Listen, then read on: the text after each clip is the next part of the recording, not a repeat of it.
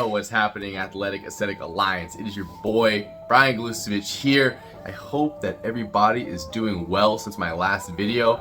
If you haven't already seen it, go ahead and check that out, guys. Link is in the description. Today is my pull-centric back and bicep routine that I actually borrowed from an old Chris Jones bodybuilding split I did when I first got into lifting way back in 2011.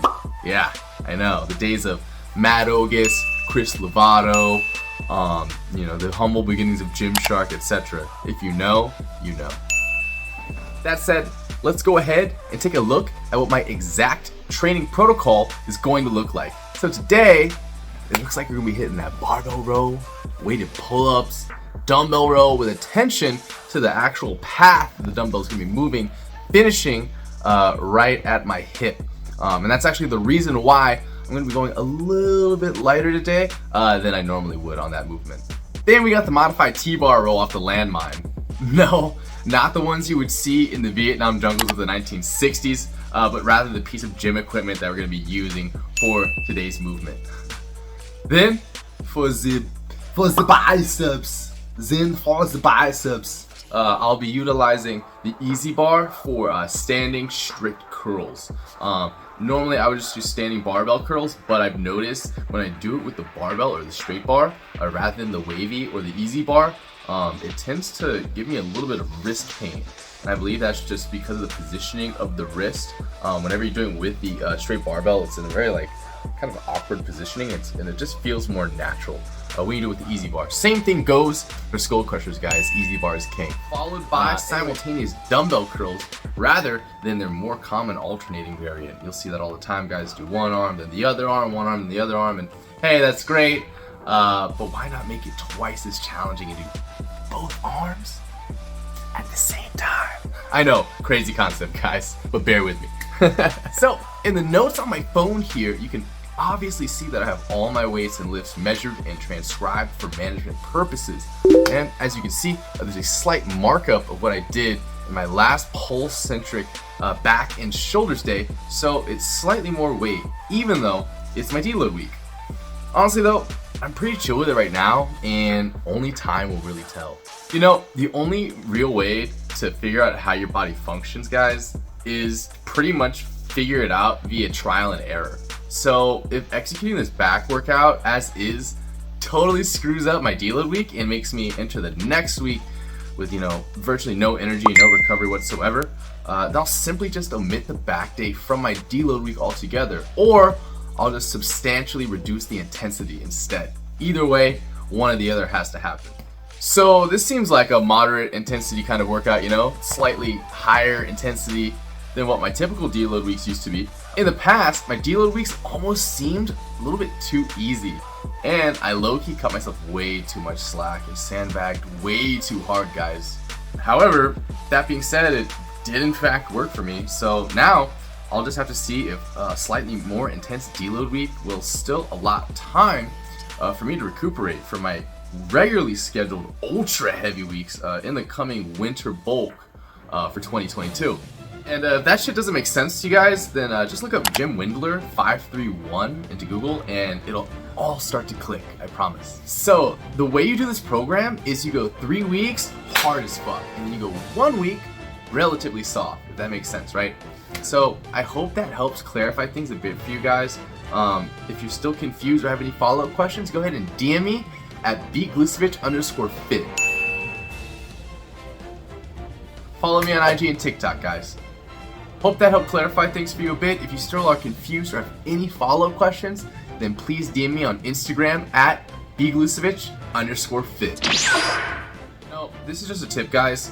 It's really cool to have all your stuff written down, typed up, or logged in one way or another before you hit the gym and start your workout.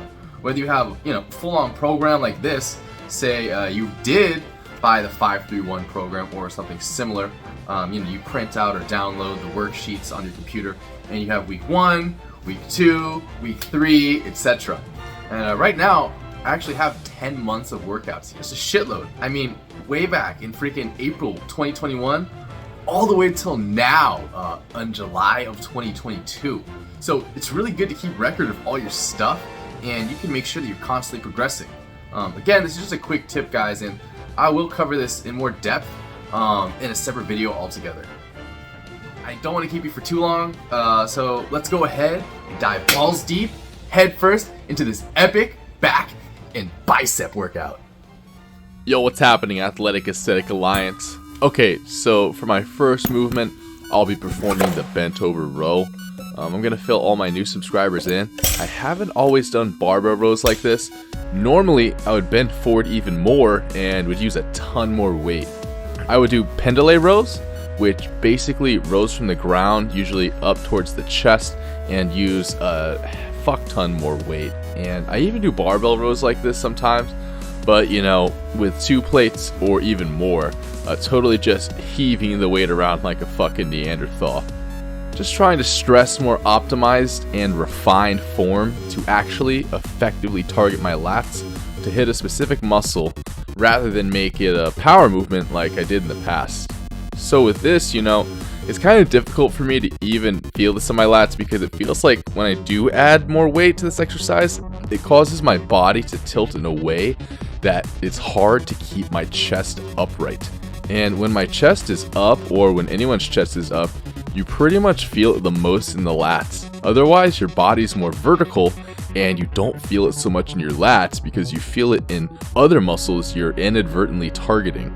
So it's honestly low-key a struggle to get weighted pull-ups to directly stimulate my lats, so I might reduce the weight in the future, or just do bodyweight pull-ups until I can get the form right to actually target and activate my lats correctly.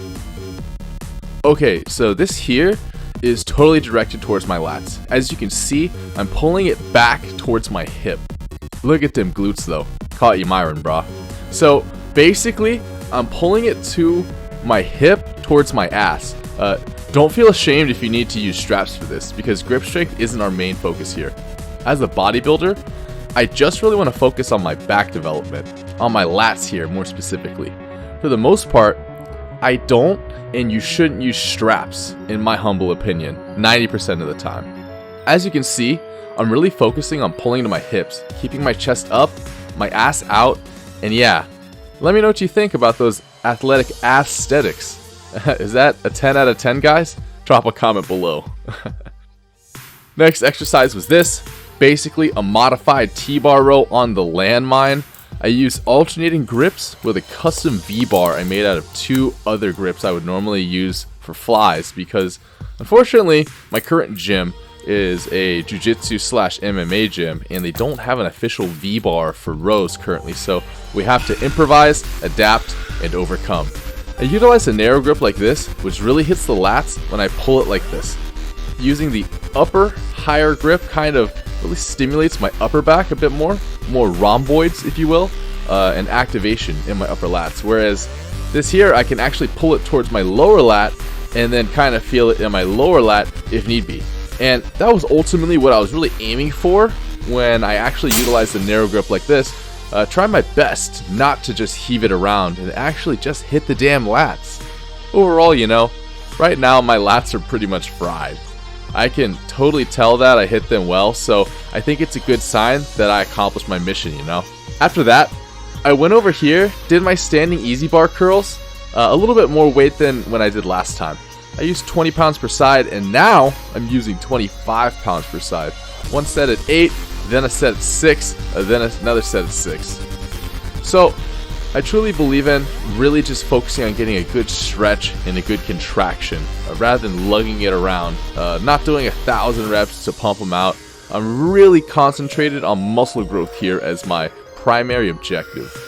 So not necessarily super important about how much weight I'm using, not super important about 1,000 reps. It's really just important on maintaining a good quality stretch followed by a good quality muscle contraction, i.e., a lot of time under tension with an efficient load. Now, moving on, I finished up with 4 sets of easy bar curls and then subsequently did 4 sets of this right here. Only 25-pound dumbbells here, guys. Just something a little light, you know what I'm saying? In fact, I used the same amount of weight last week. However, I ended up doing less total reps overall, which is strange because this is a deload week and I'm doing heavier weights with a lot more volume. And that's just me. I'm testing it out like I mentioned earlier, you know? If I feel like hammered asshole next week, then I'll simply reduce it down further. Do slow negatives on this, really trying to get stretch and a good squeeze when you get to the top. You can low-key see I'm getting a bit fatigued as both my elbows start to come forward just naturally, and it seems to happen primarily when you're curling both dumbbells at the same time, you know? Both just tend to go forward as you go on with the movement. Anyways, that pretty much sums it up, guys. Let me know what you think in the comments below. Thanks a lot for watching Athletic Aesthetic Alliance. If you found this video helpful or of value, then please don't forget to like my shit, subscribe, and turn on your notification bell so you won't miss any of my new and upcoming videos.